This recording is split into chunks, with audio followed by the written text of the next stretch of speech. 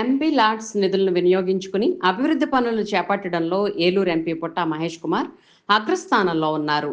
MP LADS లో భాగంగా ఏటా 5 కోట్ల పనుల మంజూరుకి కేంద్రం గ్రీన్ సిగ్నల్ ఇస్తోంది. పనులు పూర్తి చేస్తే నిధులు విడతలుగా మంజూరవుతాయి.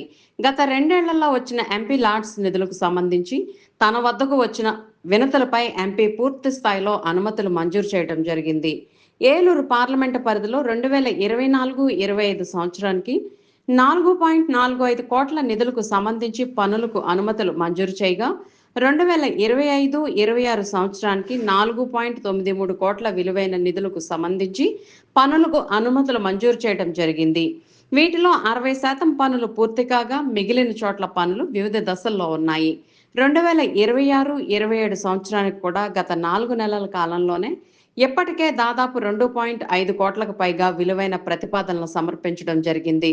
నిధులు దుర్వినియోగం కాకుండా జాగ్రత్తలు తీసుకుంటున్న ఎంపీ ఎంతవరకు పనులు చేశారో అంత మేరకే బిల్లులు విడుదల చేసే విధంగా చర్యలు తీసుకుంటున్నారు.